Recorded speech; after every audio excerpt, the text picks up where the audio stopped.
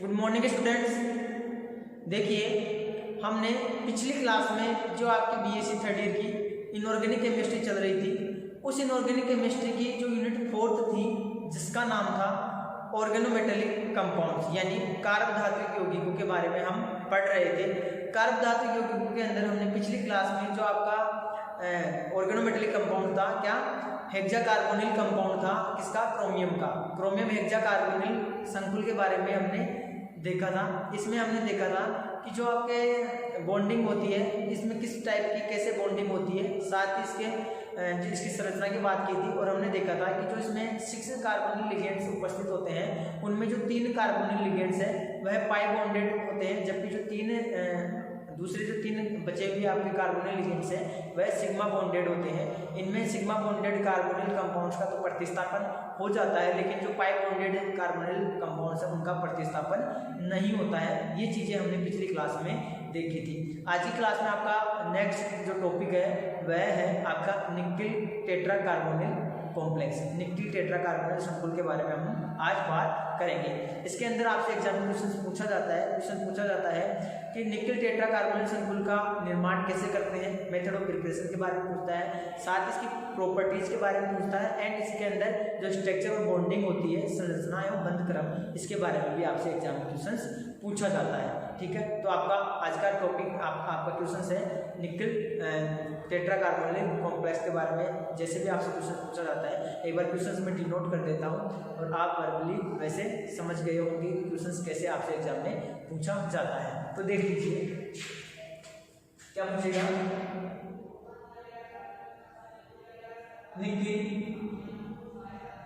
Nickel tetra carbonyl संकुल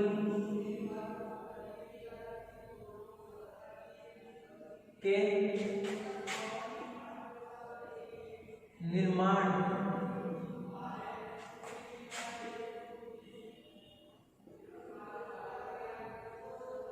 की विधि बताइए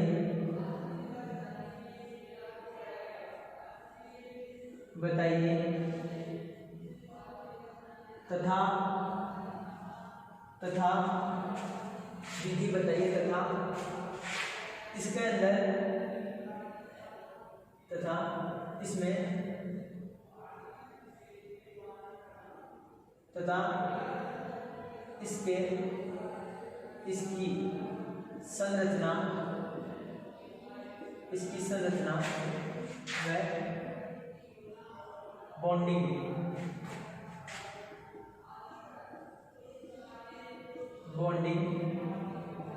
को समझाइए।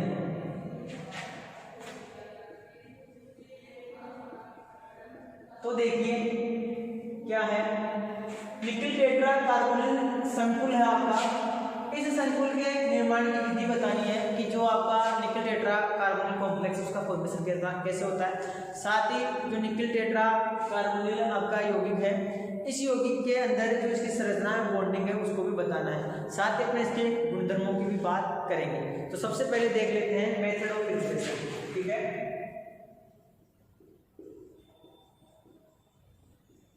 Method of preparation.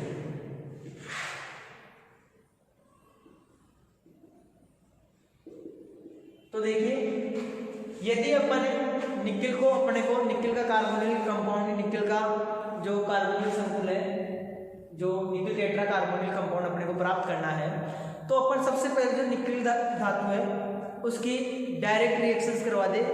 किसकी? कार्बोनिल लिगेंड से निकिल धातु की डायरेक्ट कार्बोनिल के साथ अपन रिएक्शंस करवा दें।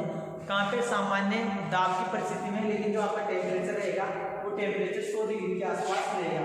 यदि मैं निकिल धातु की अभिक्रिया 4 मॉलिक्यूल COC, यानी जो निकिल है उसकी डायरेक्ट रिएक्शंस करवा रहा हूँ किसे? कार्बोनिल लिगेंड से, तो आपका जो परिस्थितियाँ क्या रहेगी? सामान्य तो आपका दाब रहेगा, सामान्य दाब, लेकिन जो टेम्परेचर रहेगा, ताप रहेगा आपका, वो कम रहेगा किससे? 1000 डिग्री से, 1000 डिग्री सेंटीग्रेड से अंदर ताप रखना है। क्लियर है? तो देखिए तब आपका क्या बनेगा, NiCO का होल 4 निकल टेट्रा कार्बोनिल जो यौगिक है आपका, ये आपको कार्बोनिल कंपाउंड है, ये इसका फॉर्मेशन हो जाएगा। पहले तो ये हो गई इसके निर्माण की विधि। ठीक है, दूसरी विधि की बात करते हैं। दूसरी विधि देखिए आपको हो जाएगी, जैसे मान लो मैं ले लूँ निकिल की धातु ले लें।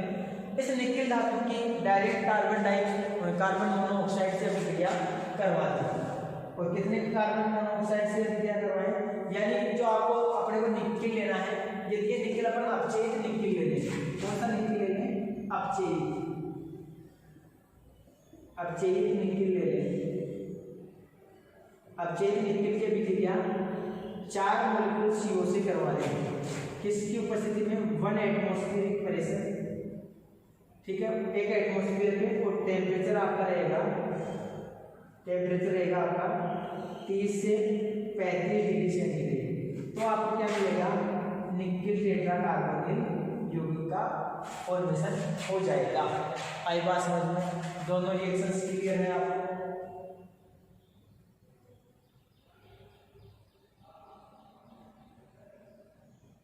तो निकिल टेट्रा कार्बोनिल कंपाउंड को अपन इस प्रकार से आसानी से प्राप्त कर सकते हैं। ठीक है, आगे देखिए। ठीक है, क्लियर है यहाँ तक? और यदि और भी आप मेथड ऑफ प्रिपरेशन के अंदर एक रिएक्शन को डाल सकते हो, एक विधि से अपन निर्माण कर सकते हैं निकिल टेट्रा कार्बोनिल कंपाउंड का। यदि आप निकिल की अभिक्रिया, निकिल सल्फाइड की अभिक्रिया, NiS की अभिक्रिया 4 CO लिगेंड से करवा दोगे तो आपका NiCO का फॉर्मेशन हो जाएगा, साथ में आपका S बाहर निकल जाएगा। क्लियर है? ठीक है, तो इस प्रकार से आप निकिल टेट्रा कार्बोनिल यौगिकों का फॉर्मेशन इजीली कर सकते हैं। ठीक है, क्लियर है? तीनों रिएक्शंस के स्क्रीनशॉट ले लीजिए, फिर आगे देखते हैं। हो गया? अब बात करते हैं इसकी प्रॉपर्टीज की, कि इसके गुणधर्म क्या है। ठीक है, तो सबसे पहले बात करें प्रॉपर्टीज की, तो जो निकिल टेट्रा कार्बोनिल संकुल है, यह आपका एक रंगहीन द्रव होता है, रंगहीन द्रव है। साथ ही जो इसकी प्रॉपर्टी, जो इसका नेचर है, ये बहुत ही विषैला होता है, बहुत ही विषैला पदार्थ है, विषैला यौगिक है आपका। साथ ही इसकी बात करें हम कि जो इसका सोल्युबिलिटी क्या है, तो कार्बनिक विलायक जैसे बेंजीन वगैरह है या कार्बन टेट्राक्लोराइड वगैरह है, इनके अंदर ये क्या होता है, ये सोल्यूबल होता है, विलयशील होता है, लेकिन आपका जल में ये क्या है, अविलय है। ठीक है, जल में क्या होता है, अविलय। ठीक है, और साथ ही यदि अपन H2SO4 से रिएक्शंस करवाएं, रिएक्शंस देख लीजिए आप एक बार। प्रॉपर्टीज की बात कर रहे हैं हम, तो प्रॉपर्टीज से आपसे क्वेश्चन पूछे तो अगर हम NiCO का होल 4 की अभिक्रिया किससे करवा दें, H2SO4 से,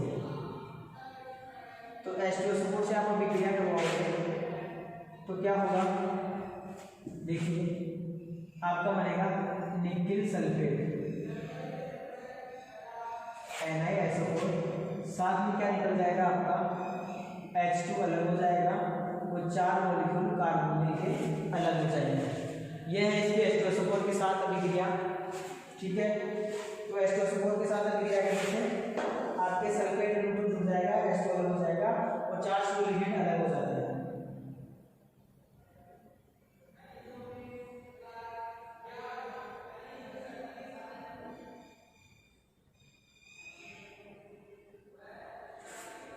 ठीक है, ये तो हो गई किससे अभिक्रिया इसकी, H2SO4 से, H2SO4 से रिएक्शन। और यदि आप इसकी अभिक्रिया PCl3 से करवा दो, PCl3 से रिएक्शन, तो देखिए क्या बनेगा, ये आपका NiCO का होल 4, इसके अभिक्रिया आप करा दो कि 4 मॉलिक्यूल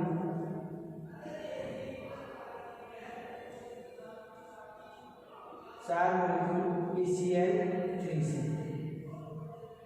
तो देखिए अगर 4 मॉलिक्यूल PCl3 से विक्रिया कराओगे तो जो चारों CO ग्रुप थे, आपके चारों CO लिगेंड थे, वह प्रतिस्थापित हो जाएंगे। वहाँ पे आपका PCl3 हो जाएगा। क्या बन जाएगा आपका NiPCl3 का होल 4, साथ में 4 CO मॉलिक्यूल क्या हो जाते हैं, प्रतिस्थापित हो जाते हैं। यहाँ पर जो प्रतिस्थापित की हो रहे थे 4 CO को बाहर निकल रहे थे और सल्फेट समूह आपका क्या हो रहा था, जुड़ रहा था। आई बात समझ में क्लियर है? तो ये थी इसकी कुछ फिजिकल प्रॉपर्टीज, भौतिक और रासायनिक गुणधर्म।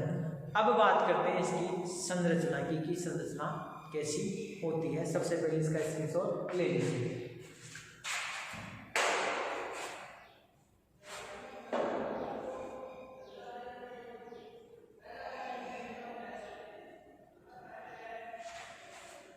ठीक है, हो गया। अब देखिए सबसे पहले हम बात करते हैं, आपको ये तो पता है कि जो निकेल कार्बोनेट समतुल्य है, यहाँ पे जो निकेल की ऑक्सीजन अवस्था है वह 0 है, यानी निकेल आपका 0 ऑक्सीजन अवस्था में होता है। ठीक है, क्लियर है? अब देख लीजिए आगे।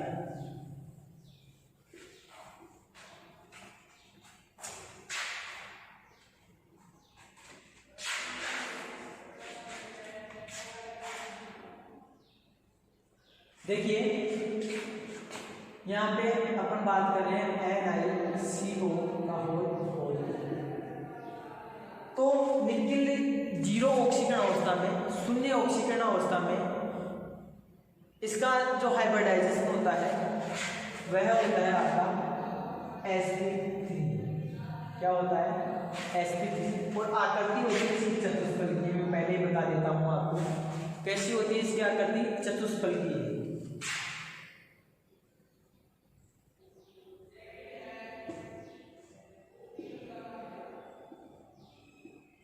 चतुष्फलकीय है,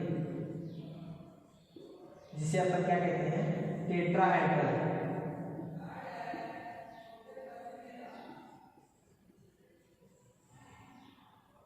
टेट्राहेड्रल क्या होती है, इसकी शेप होती है। ठीक है, तो अब बात करते हैं इसकी संरचना की। तो देखिए sp3 संकरित NiCO4 है, वह चतुष्फलकीय संरचना बनाता है। यानी क्या बोला मैंने कि sp3 संकरण द्वारा NiCO का होल 4 आपका चतुष्फलकीय संरचना बनाता है। कैसे बनाता है देख लीजिए। सबसे पहले हम बात करते हैं जो निकेल का इलेक्ट्रॉनिक विन्यास है वह क्या होता है। तो देखिए निकेल का इलेक्ट्रॉनिक विन्यास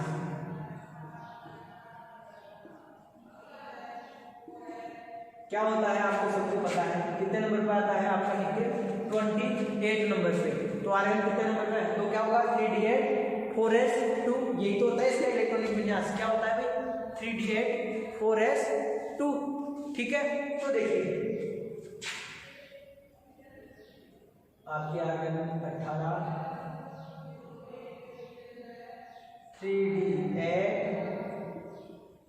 4s2। ठीक है, ये हो गया इसका इलेक्ट्रॉनिक विन्यास। तो अपन यहाँ पे क्या लिख सकते हैं, निकेल का उदासीन अवस्था में इलेक्ट्रॉनिक विन्यास या निकेल का इलेक्ट्रॉनिक विन्यास बोल सकते हैं हम। तो देखिए सबसे पहले हम निकेल का उदासीन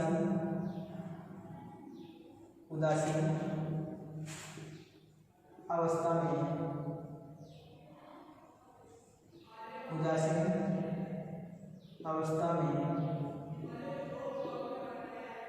इलेक्ट्रॉनिक विन्यास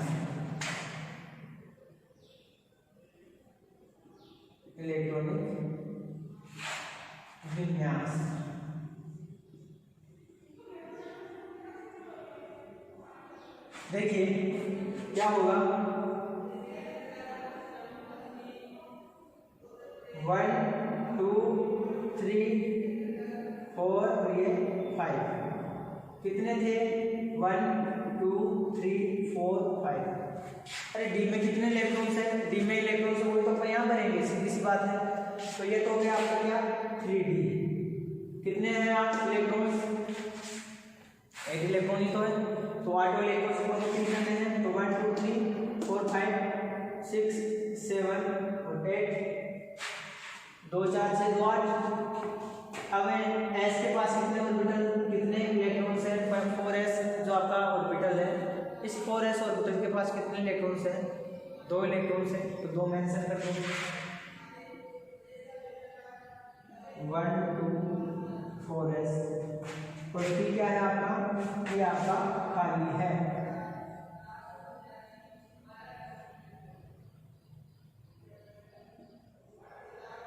और ये क्या है आपका, खाली है।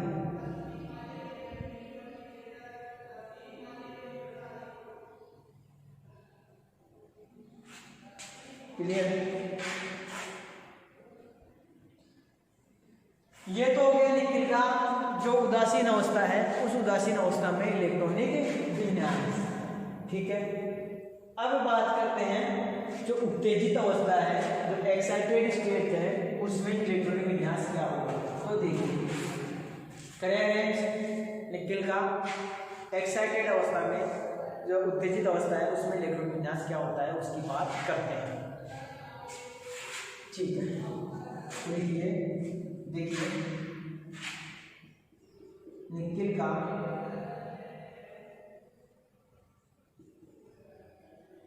उत्तेजित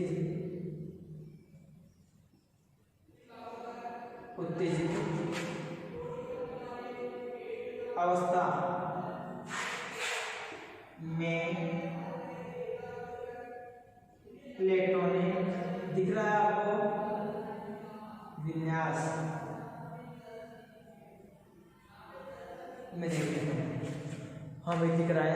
ठीक है, तो निकिल का उत्तेजित अवस्था में इलेक्ट्रॉनिक विन्यास क्या होगा, जो ये s ऑर्बिटल्स के 2 इलेक्ट्रॉन्स हैं, वो एक इलेक्ट्रॉन तो इधर शिफ्ट हो जाएगा और दूसरा इलेक्ट्रॉन आपको कहाँ जाएगा, इधर आ जाएगा, यानी डी के पास दोनों इलेक्ट्रॉन्स आ जाएंगे। ठीक है, अब दोनों इलेक्ट्रॉन्स आ जाएंगे तो यहाँ पे डी में फुलफिल हो जाएगा, डी में कितने इलेक्ट्रॉन्स हो जाएंगे आपके 10 इलेक्ट्रॉन्स हो जाएंगे। देख लीजिए कैसे होंगे।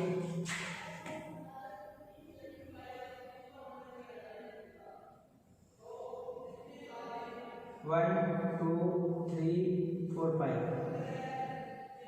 1 2 3 4 5 6 7 8 9 10 10 के 10 इलेक्ट्रॉन्स अपन ने फिल कर दिए हैं। तो आपका 4s तो क्या हो गया, 4s तो वेकेंट हो गया, खाली हो गया, और इधर क्या था 4p था, ये 4p भी क्या है आपका वेकेंट है।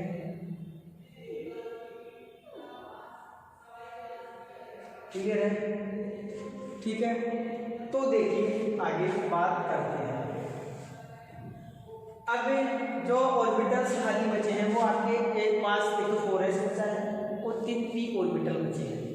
तो जो 4s ऑर्बिटल्स है और 3p ऑर्बिटल्स है, उन ऑर्बिटल्स के अंदर जो आपका CO लिगेंड्स है, जो कार्बन मोनोऑक्साइड आपका CO लिगेंड है, वह क्या करेगा, वह इलेक्ट्रॉन्स का डोनेशन करेगा, इलेक्ट्रॉन युग्म देगा और उपसंयोजक बंध बना के इससे जुड़ जाएगा। कहाँ, किससे, निकिल धातु से। लिगेंड क्या करता है, वेकेंट ऑर्बिटल्स के अंदर इलेक्ट्रॉन युग्म का डोनेशन ही तो करता है। तो निकिल के वेकेंट ऑर्बिटल्स में आपका क्या करेगा, जो कार्बोनिल लिगेंड्स है वह इलेक्ट्रॉन्स का डोनेशन करेगा। ठीक है, क्लियर है, चीज समझ में आ गई होगी। ठीक है, तो देखिए क्या बनेगा, देख लीजिए। तो मैं क्या लिख सकता हूँ, निकिल का CO लिगेंड की उपस्थिति दिख रहा है, लिगेंड की उपस्थिति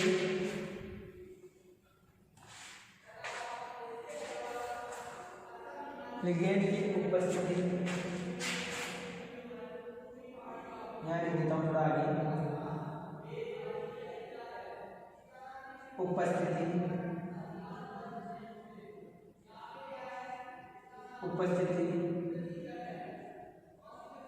में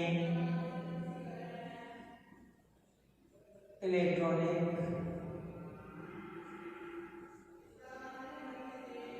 विन्यास। ठीक है, क्लियर है। अब CO लिगेंड की उपस्थिति में अपन क्या देखेंगे, इसका इलेक्ट्रॉनिक विन्यास की बात करेंगे। क्लियर है। तो क्या होगा, अगर संकरण की बात करें तो संकरण में सारे ये ऑर्बिटल ही पार्टिसिपेट करेंगे, आपका एक s ऑर्बिटल और एक p ऑर्बिटल। तो अपन ने क्या बोला था कि संकरण sp3 संकरित होता है, sp3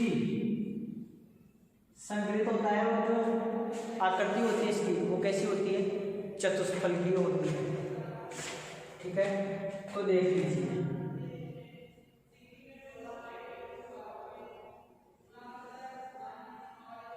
one two three four.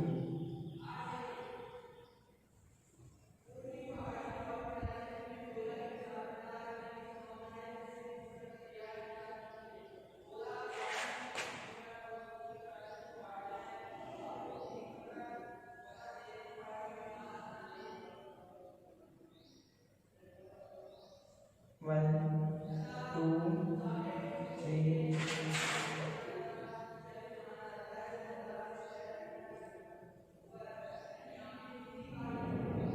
ठीक है, कितने थे, 1 2 10 इलेक्ट्रॉन थे, 3 4 5 6 7 8 9 10 10 के 10 इलेक्ट्रॉन सब मैंने क्या कर दिए हैं, फील कर दिए हैं।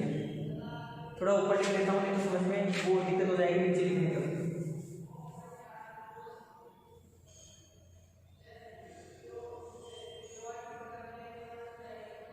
ठीक है, 1 2 3 4 5 1 2 3 4 5 6 7 8 9 10 10 के 10 इलेक्ट्रॉन्स आ गए हैं आपके। इधर क्या था आपका, ये 4 एस था, वेकेंट था, ये वेकेंट है, और ये 3 क्या थे आपके, p ऑर्बिटल्स। ठीक है, अब जो CO लिगेंड की उपस्थिति में अपन शो कर रहे हैं, तो CO लिगेंड क्या करेगा, अपने इलेक्ट्रॉन्स देगा, किसको देगा, मेटल के वैकेंट ऑर्बिटल्स में, यानी अपने इलेक्ट्रॉन्स क्यूब डालेगा किसमें, मेटल के खाली कक्षकों के अंदर। ठीक है, ट्यूशंस आपका पता ही है, ट्यूशंस क्या चल रहा है हमारा। ठीक है, तो देख लीजिए, और एक CO लिगेंड कितने इलेक्ट्रॉन्स का डोनेशन करता है, 2 इलेक्ट्रॉन्स का।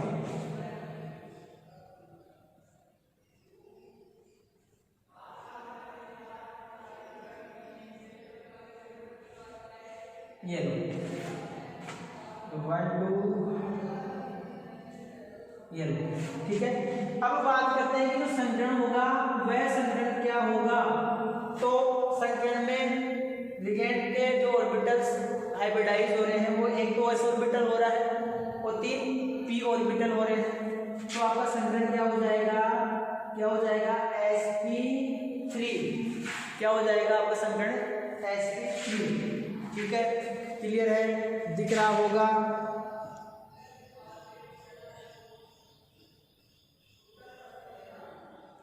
क्लियर है, तो संकरण क्या है आपका, sp3 है। ये लो, क्या है आपका, sp3 है, संकरण क्या है आपका, sp3 होगा इसमें। ठीक है, आगे देखिए, आगे बात करते हैं, इसका स्क्रीनशॉट, पहले आप इसका स्क्रीनशॉट ले लो, फिर उसके बाद हम आगे बात करते हैं।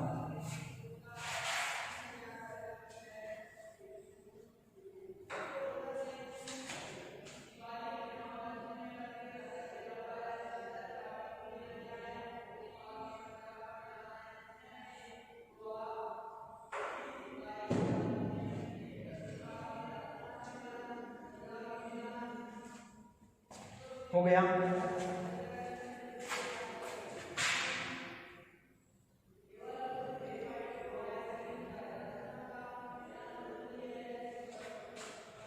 तो देखिए इसकी जो आकृति होती है, संकरण तो आपको पता चल गया क्या होगा, sp3। और sp3 संकरण में अपनी जो आकृति होती है वह क्या होती है आपकी, वह होती है चतुष्फलकीय। कैसी होती है, चतुष्फलकीय। तो चतुष्फलकीय आकृति की बात कर लेते हैं।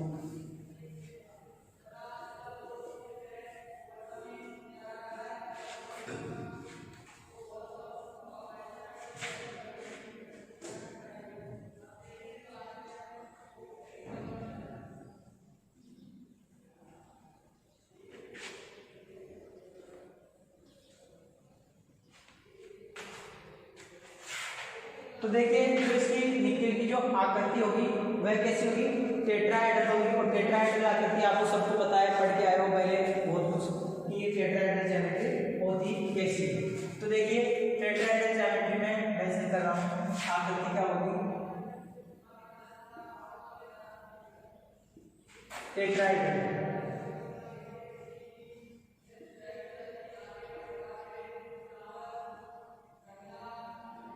ठीक है, क्लियर है।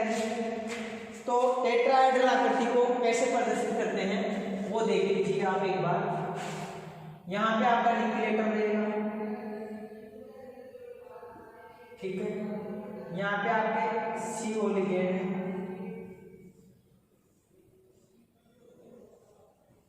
यहाँ पे भी आपका CO लिगेंड है।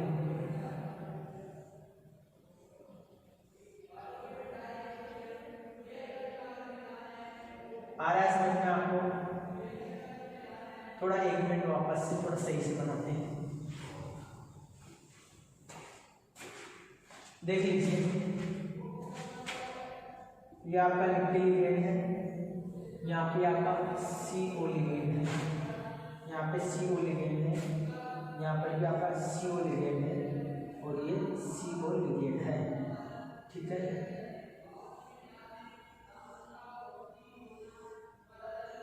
ये होती है इसकी टेट्राहेड्रल ज्योमेट्री।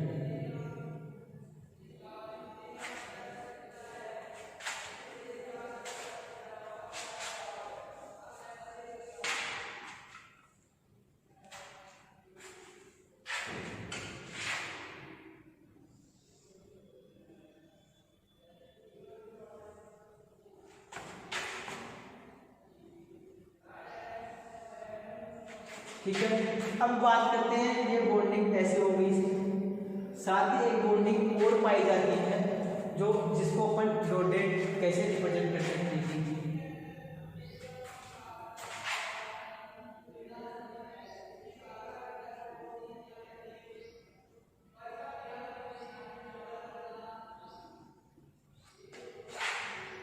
ये होती है आपकी इसकी ज्योमेट्री।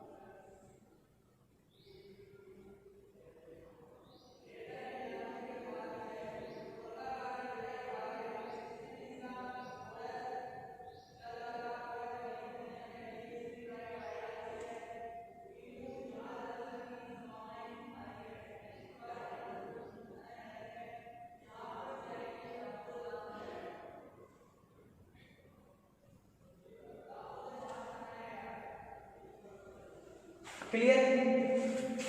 तो ये होती है आपकी इसकी टेट्राहेड्रल ज्योमेट्री, इसकी निकेल टेट्रा कार्बोनिल कंपाउंड की। ठीक है, क्लियर है? यहाँ तक समझ में आ गया होगा आपको।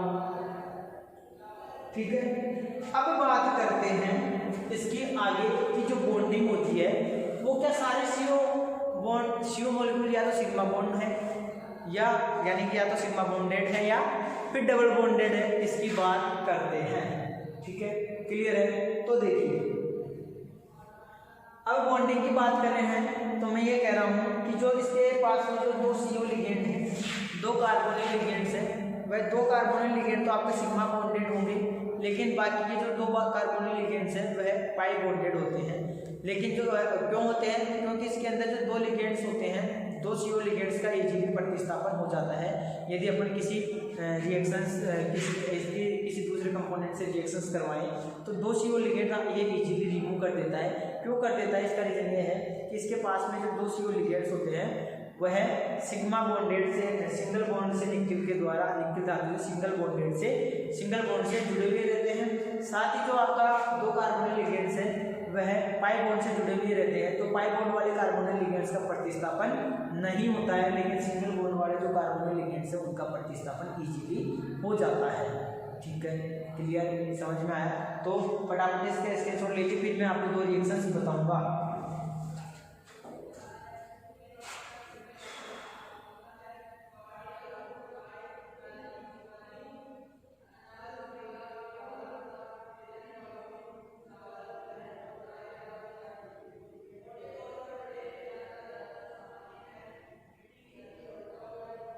तो देखो, ऑर्थोफिनेंथ्रीन से मैं रिएक्शंस करवा दूं इसकी, जैसे आपका निकल टेट्राकार्बोनिल संकुल है, इसकी अभिक्रिया PHEN यानी ऑर्थोफिनेंथ्रीन,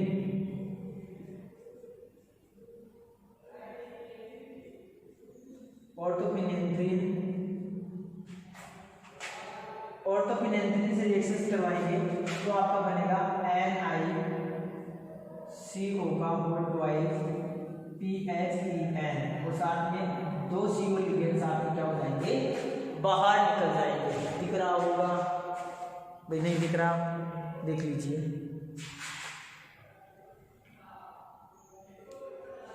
ठीक है, दो CO लिगेंड्स हैं जो आपके क्या होंगे, बाहर हो गए। तो ये क्या है आपका ऑर्थोफिनेंथ्रीन या ऑर्थोफिनेंथ्रोलिन बोल सकते हो आप इसको, ऑर्थोफिनेंथ्रोलिन, एक ऑर्थोफिनेंथ्रोलिन, ये लो। ठीक है, क्लियर?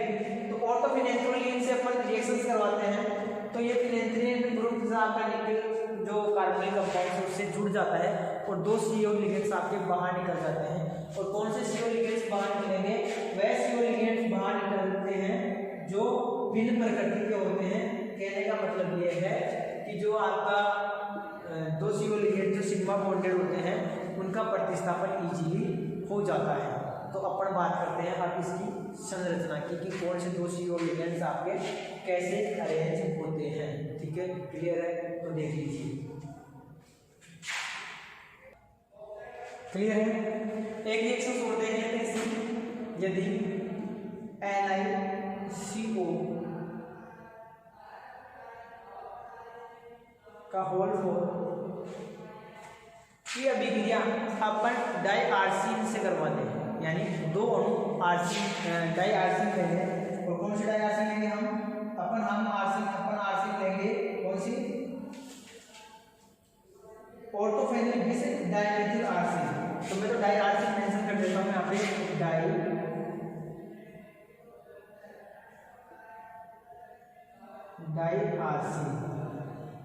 और है क्या? ऑर्थो बिस डाइफेनिल आर्सिन। इसकी अभिक्रिया कराओगे आप तो क्या बनेगा?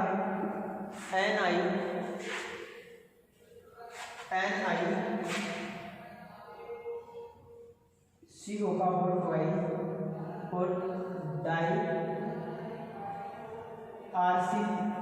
तो साथ में दो मॉलिक्यूल CO की बाहर निकल जाएंगे।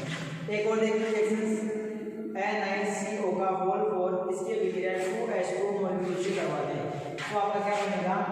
NiCO का होल ट्वाइस और H2O का होल ट्वाइस, और साथ में निकल जाएंगे दो मॉलिक्यूल CO कार्बन मोनोऑक्साइड के।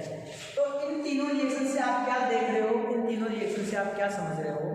आप ये समझ रहे हो कि जो आपका निकल टेट्राकार्बोनिल संकुल है, इस निकल टेट्राकार्बोनिल संकुल से आपके जो लिगेंड्स हैं, कौन से लिगेंड्स?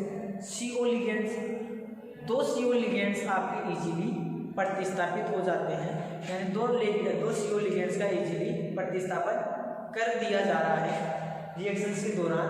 तो जो दो CO लिगेंड्स आपके प्रतिस्थापित हो रहे हैं वह दो CO लिगेंड्स आपके कौन से होते हैं?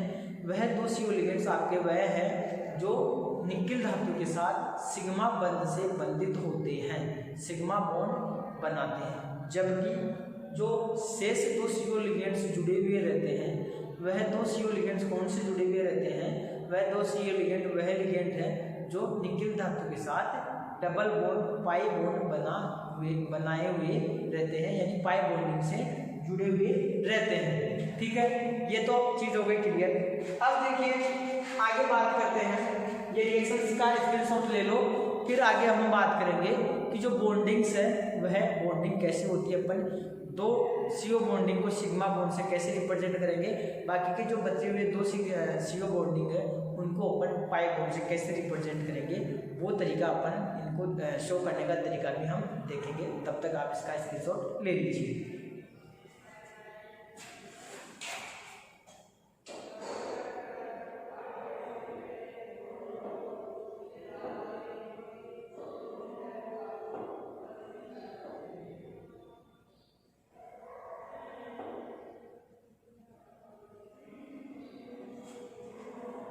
तो देख लीजिए हो गया।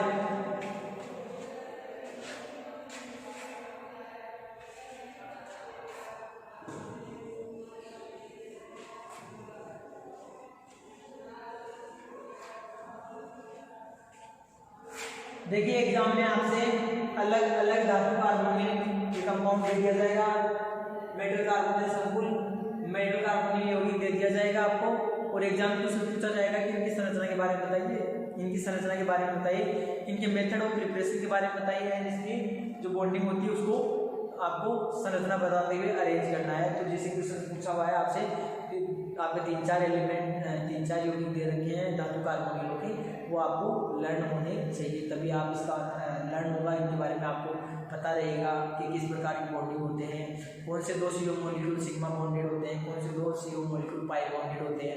ये सब चीज़ें जब भी पता रहेगी आपको जब आप इन चीज़ों को अच्छे से देखोगे। ठीक है,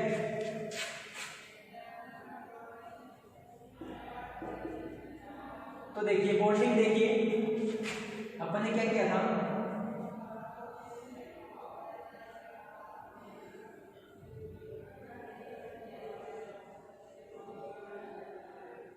यह आपका डी ऑर्बिटल था, 1 2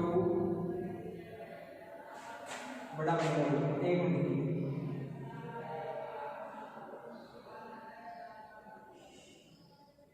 1 2 3 4 5 कितने इलेक्ट्रॉन थे, 1 2 10 इलेक्ट्रॉन तो थे। तो अपन ने इलेक्ट्रॉन की फिलिंग कैसे की थी, 1 पहले तो 1 1 करेंगे सबके अंदर, 1 2 3 4 5 6 7 1 2 3 4 5 6 7 8। डी के पास कितने इलेक्ट्रॉन थे, डी 8 ही तो था, तो 8 इलेक्ट्रॉन अपने फिल कर दिए। बाकी आपका क्या था, इस एस के पास कितने इलेक्ट्रॉन थे, इस एस के पास 2 इलेक्ट्रॉन थे। ठीक है, यही तो था। तो इस एस के एक इलेक्ट्रॉन्स को मैं पी ऑर्बिटल थिकनेस देता हूं, कैसे देखिए,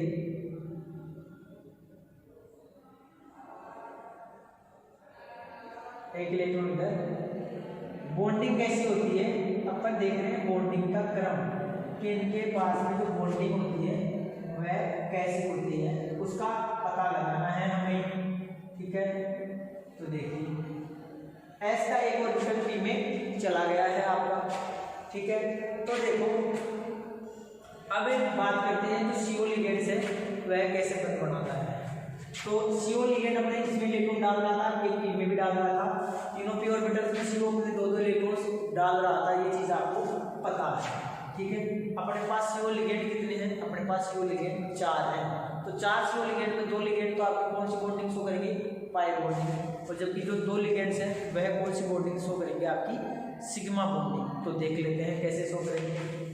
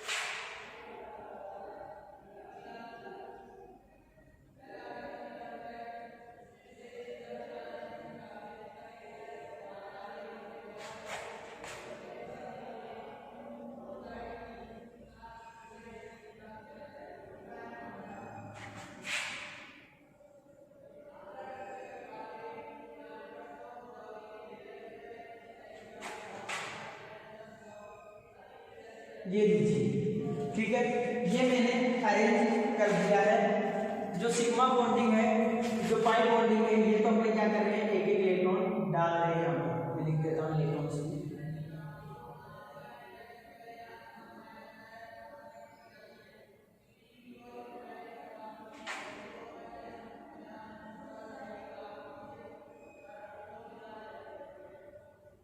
तो ये बन गया आपका पाई बॉन्ड, ये भी क्या है आपका पाई बॉन्ड, ठीक है। और इस इलेक्ट्रॉन को मैं यहाँ अरेंज कर देता हूँ, बात एक ही है। चाहे तो आप नीचे अरेंज कर दो, चाहे ऊपर अरेंज कर दो, बात एक ही है, ठीक है।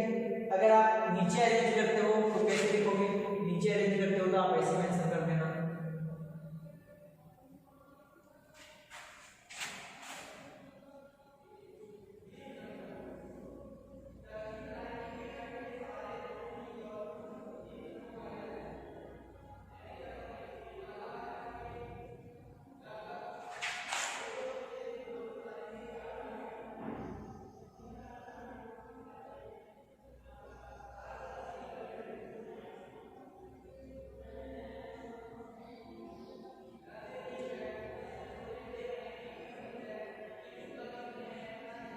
देखो यहाँ पे ये दोनों इलेक्ट्रॉनों को दे रहा है, दो एक CO लिगेंड, दोनों इलेक्ट्रॉन, एक CO लिगेंड इधर दो इलेक्ट्रॉन दे रहा है, इधर एक इलेक्ट्रॉन इसमें डाल रहा है, एक इलेक्ट्रॉन इधर दे रहा है। तो ये वाले तो दो होंगे आपके क्या, पाई बॉन्डिंग होंगे। दो CO लिगेंड तो पाई बॉन्डिंग शो कर रहे हैं, जबकि जो बचे हुए दो लिगेंड्स हैं ये कौन सी बॉन्डिंग कर रहे हैं आपके, ये सिग्मा बॉन्डिंग शो कर रहे हैं, ठीक है। और आपका जो संगठन हो जाएगा वह क्या हो जाएगा, संगठन आपको हो जाएगा Fe3, क्या हो जाएगा Fe3। और जिसको कैसे अरेंज करते हैं देख लीजिए।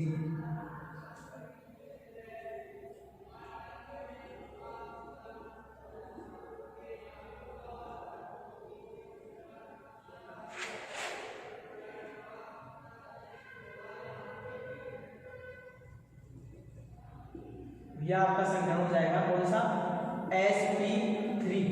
और शेप कैसी हो जाएगी आपकी, टेट्राहेड्रल। तो ये होती है इसके अंदर बॉन्डिंग, जिसमें दो तो आपके जो कार्बोनिल लिगेंड्स हैं वो पाई बॉन्ड से बंधे हुए रहते हैं। तो जो पाई बॉन्ड से बॉन्डेड होते हैं उन कार्बोनिल लिगेंड्स का अपन प्रतिस्थापन नहीं कर सकते, वो प्रतिस्थापित नहीं होते।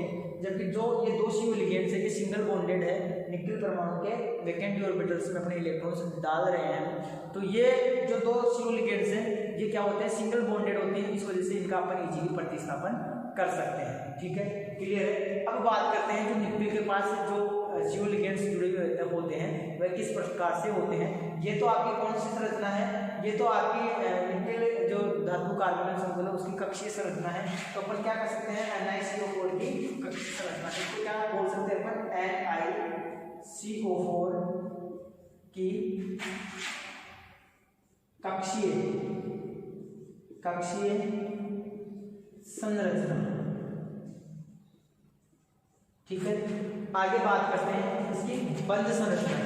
तो बंध संरचना भी देख लीजिए, आपकी संरचना कैसी थी, यहाँ पे निकल था, दिख रहा है आपको, थोड़ा पास में ले लेते हैं। ये निकल था, यहाँ पे क्या था आपका CO लिगेंड था। तो दो CO लिगेंड्स को तो आपको क्या करना है, डबल बॉन्ड से शो करना है। सॉरी, यहाँ पे कार्बन आएगा, यहाँ पे ऑक्सीजन आएगा, ठीक है। और दो CO लिगेंड्स को आपको क्या करना है, सिग्मा बॉन्ड से शो करना है। तो मैं शो कर देता हूँ double bond C double bond oxygen, ठीक है। और बाकी के अपनी टेट्राहेड्रल शेल कैसी थी, कैसी तो थी, जिसमें ये ऐसे था, ठीक है। और दो आपके CO लिगेंड थे वो सिंगल बॉन्डेड है, उनको मैं ऐसे अरेंज कर देता हूँ, C ट्रिपल बॉन्ड O, और यहाँ पे आपका C ट्रिपल बॉन्ड O दिख रहा है यहाँ तक, ठीक है। ये और जो ये ट्रिपल बॉन्डेड होते हैं इनके ऊपर क्या होता है, आंशिक पॉजिटिव होता है, ठीक है, पॉजिटिव चार्ज होता है। ये मैंने पहले भी आपको बताया था, क्लियर है। तो ये होती है इसकी संरचना। और ये क्या है आपके NiCO4 की बंध संरचना। डायग्राम क्या है आपका, देख लीजिए, NiCO का होल 4 की बंध संरचना,